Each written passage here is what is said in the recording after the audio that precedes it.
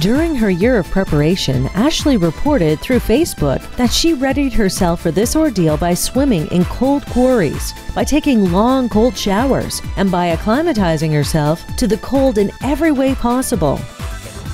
Nonetheless, no amount of training could truly prepare the aspiring athlete for 18 hours of constant exposure to cold lake water, especially when passing through the deepest and coldest areas. During that entire time, Ashleigh remained in the water, even while eating, and she was not permitted to touch any of the boats or accept any help for even a moment's rest. Are you okay? Yeah, my goggles are getting... They're what? My goggles are my face. Are they too tight? Let's go. Exposure to such temperatures, especially in open water, can easily lead to hypothermia. And at the very least, Ashleigh had to continue swimming through the pain as her muscles tightened and her heart strained, not only in response to the grueling physical demands of the swim, but also the need to spread warm blood throughout her body. Swim for the boat.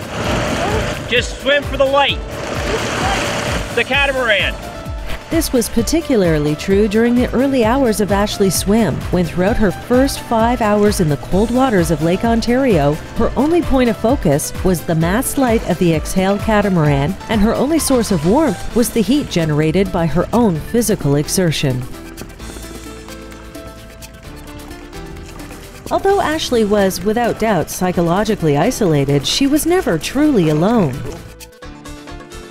John Kerr maintained the fastest course aboard the Exhale, which acted as a base of operations, from which Ashleigh's mother, Karen Beacham, worked with Joanne Kerr to prepare food for both Ashleigh and the crew. The charity-motivated team was also constantly flanked by 2 Zodiac inflatable boats that were piloted by family and friends, including Ashleigh's father, Jeff Beacham, her coach, Tim Ebbs, and solo swims master, Colleen Shields, all of whom stayed by Ashleigh's side throughout the long, dark night. Last but not least, family friend Rob Wallace was always available for any potential emergencies, as he followed up the rear with his high-speed powerboat. Throughout that long and lonely night, during the first 5 hours of her swim, Ashleigh knew that when dawn eventually broke, her friends from the Middlesex swim team, Connor Reed, Essa Asguera, and Monica Paradina, would be permitted by Solo Swim's regulations to pace swim beside her one at a time for limited periods. However, during those darkest of hours, Ashleigh had no friends supporting her efforts and no warmth of the sun on her back. She was alone, in the dark, swimming through the deepest regions of Lake Ontario. Awesome. It's all slimy. That's okay. Let's say you're about a third of the way, Ashleigh. What do you got to say? I would like to just finish this so I can go to bed. So let's hurry up and go.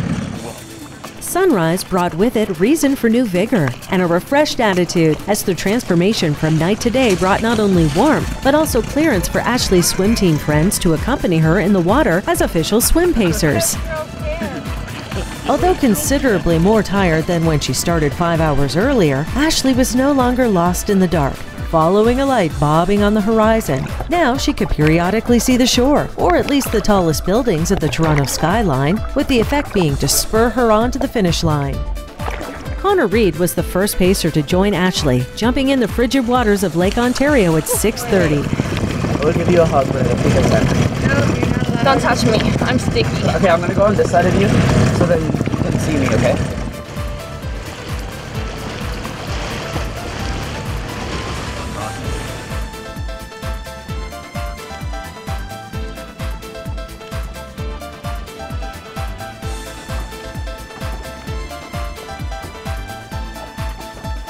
There's a log up front. We're going to take you around it. Okay. Ready for this? Alright. I don't know where I'm going. Okay, just stay with us. We'll take you around the log and then we'll regroup. Okay, wait a minute. You know what? Follow us, Connor.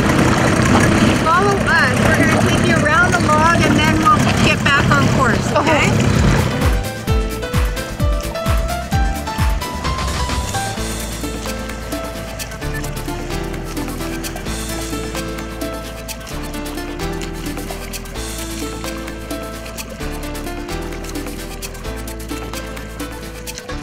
Then at 7 a.m., Essa Esguerra took on the virtual baton, to be relieved later by Monica Paradina. Then, throughout most of the morning of her marathon swim, Ashleigh Beacham enjoyed the company of her friends. The glowing twilight brought with it revelations of the true toll of Ashleigh's journey through nearly 6 hours of constant exposure to the biting cold waters of Lake Ontario, as well as the pain that had resulted from tens of thousands of rotations of her shoulders. You can do this, Ashleigh. The lake is letting you do this. You're gonna win. Yeah. You're gonna You win. just have to dig deep. You can do it. Ashleigh, come on, you can get us over. You can do it. You know what? You're gonna get a second win. Yeah. You are. You'll get a second win.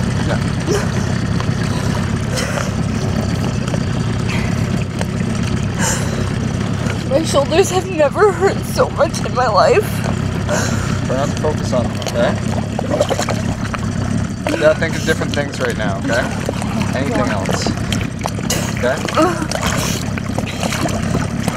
You can do this. Just kick a lot so you don't have to hurt on your shoulders so much.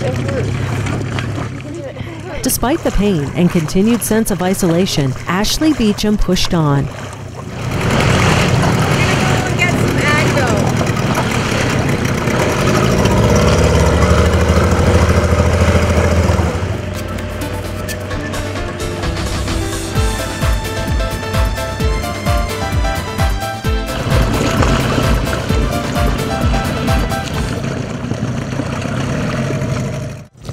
This will help, okay?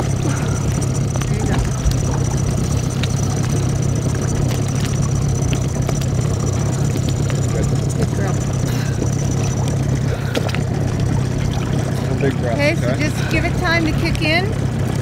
You're doing great.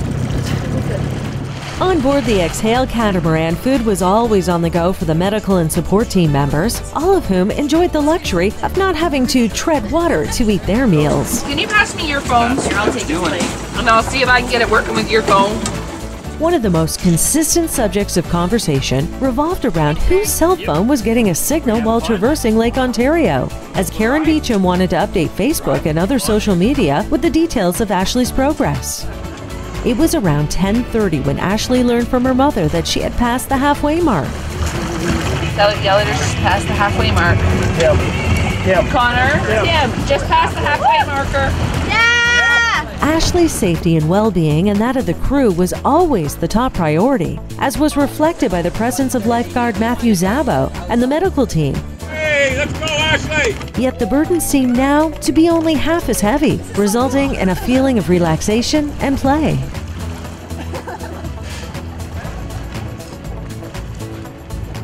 She settled into a pace. By this point, concentration was of key importance, and in order to maintain her focus, Ashleigh chose to swim without the company of her friends. Now she was targeted totally on the shaft of the CN Tower that marked the shore that represented the end of her very personal swim for dreams.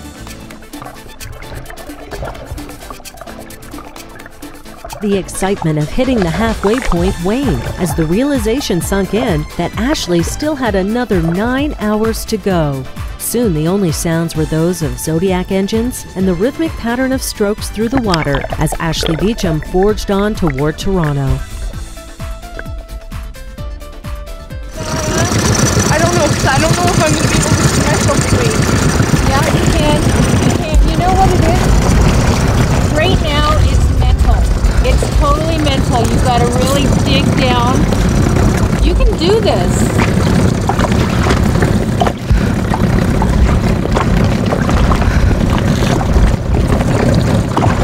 You know what? Take a minute. Take a minute.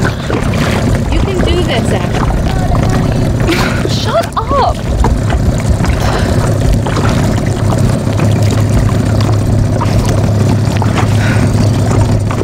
You want me to find out? No, she'll kill me. I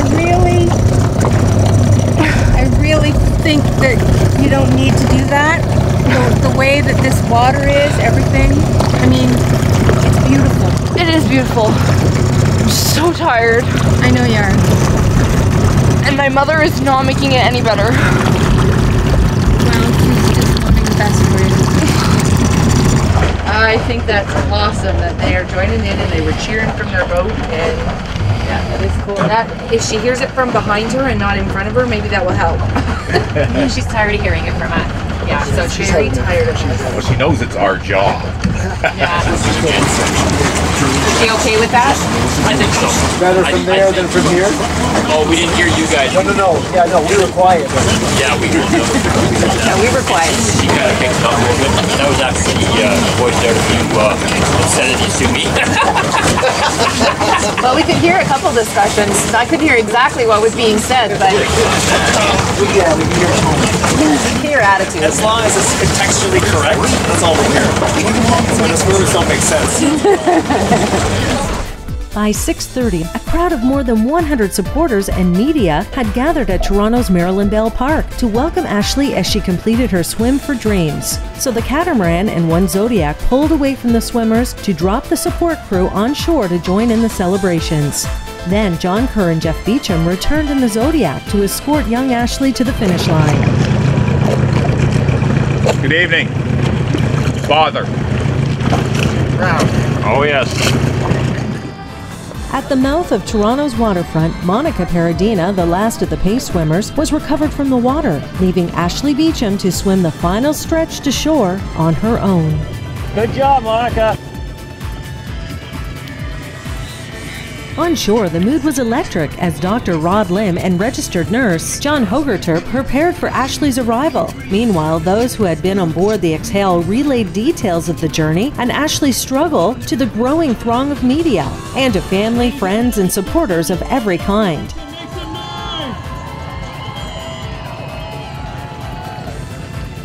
You're almost here, Ashleigh. It was a few minutes before 8 p.m. on August 18, 2013, when Ashleigh Beacham passed through the break wall that protects Marilyn Bell Park to swim the final 100 yards of the 52.4-kilometer Swim for Dreams that she had embarked on in total darkness a very long 18 hours, 22 minutes, and 35 seconds ago. Person, make some noise, ladies and gentlemen.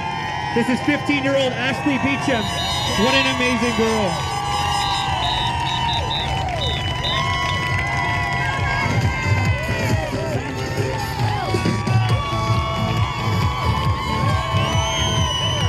Make a whole lot of noise, ladies and gentlemen.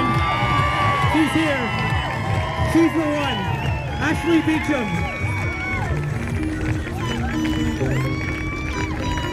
An incredible feat. Unofficially 18 hours and 25 minutes. 52 kilometers. An absolutely incredible feat. Way to go, Ashleigh. You're almost here. You got this, Ashleigh. You can do this.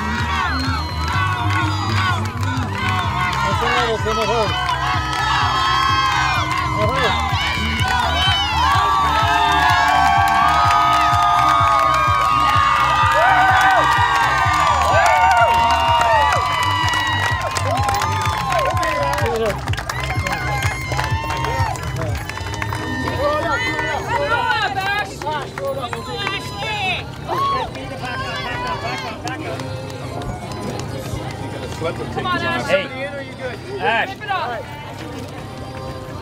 Woo! Way to go, Ashleigh! Pull her to the ladder, Daddy. Pull her to the ladder. Exhausted and in considerable pain, the 15-year-old girl pushed herself to climb the ladder into the waiting arms of medical personnel who guided her to a chair for a quick review. Oh, you ass! Finish it!